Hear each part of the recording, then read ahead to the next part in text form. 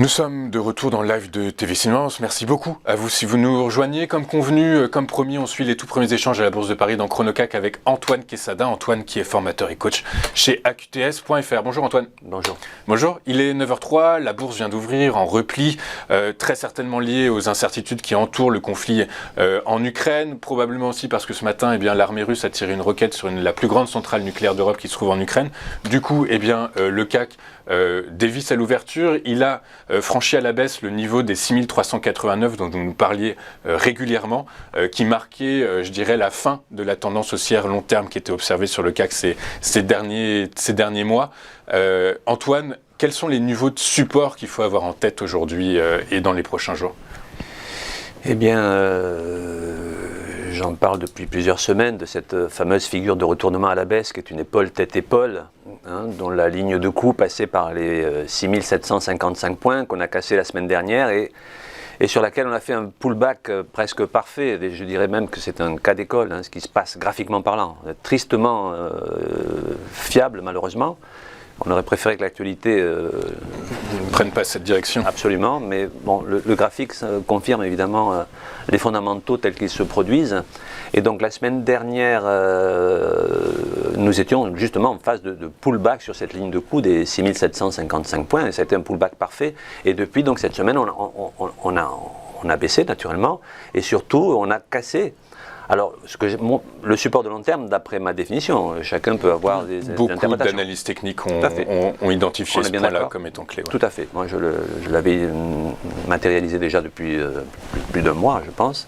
Donc, effectivement, on l'a cassé et on a clôturé en dessous. Vous savez que ce qui est important, c'est, pour valider un signal, c'est de clôturer en dessous de ce signal. Parce que cette ligne, elle a été franchie déjà il y a 2 jours, si on regarde sur le graphique, mais on n'a pas clôturé en dessous. En séance, c'est ça. En séance, effectivement, on est allé plus bas, mais on a clôturé au-dessus comme si on voulait repartir à la hausse. Ce qui a donné l'espoir que ça reparte à la hausse, effectivement. Mais ça a été de courte durée. D'ailleurs, hier, le marché poursuivait sa hausse avant qu'il ne reparte à la baisse, en fait. Et bon, si je vous reparle des ratios de Fibonacci, vous voyez la pertinence de ces niveaux, que je n'ai pas reçu. Le graphique est strictement le même que la semaine dernière, je n'ai rien touché. Effectivement, cette zone de support que l'on a cassée a fait illusion pendant une journée, même une journée et demie, parce que c'est une zone qui aurait pu, avec des bonnes nouvelles, être l'occasion de rebondir. Ouais. Mais bon, c'est pas le cas. D'ailleurs, vous venez de le confirmer par ces événements d'ordre fondamental, et tristement fondamental. Donc, on a, selon moi, validé cette clôture sous ce support qui est le mien, mais qui n'est pas seulement le mien.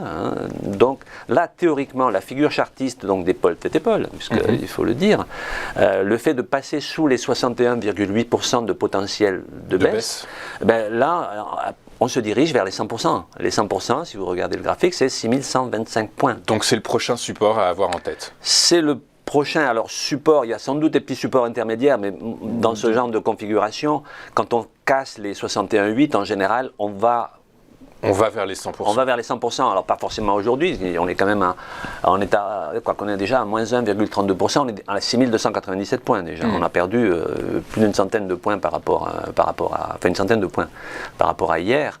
Donc ça peut prendre un jour ou deux ou accélérer très vite, mais la probabilité qu'on l'atteigne, ce niveau, elle est maintenant très très forte. Ok, est-ce que les indicateurs techniques, MACD, RSI, laisseraient penser à éventuellement une bonne nouvelle? Est-ce qu'il y a de la survente sur le CAC 40 en ce moment?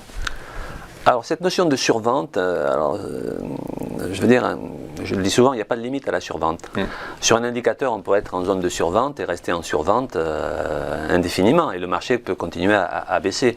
Moi, encore une fois, et mes élèves le savent, je n'utilise les indicateurs techniques que pour une seule chose, c'est les notions de divergence. Et dans ma méthode, il y a une combinaison de divergences, il y a un système que j'ai conçu qui est personnel, mais après tout, pour moi, l'analyse technique n'est qu'une caisse à outils. Après, il faut savoir utiliser ces outils et chercher à trouver un système qui donne la plus forte probabilité d'avoir raison, même si on n'atteindra jamais les 100%.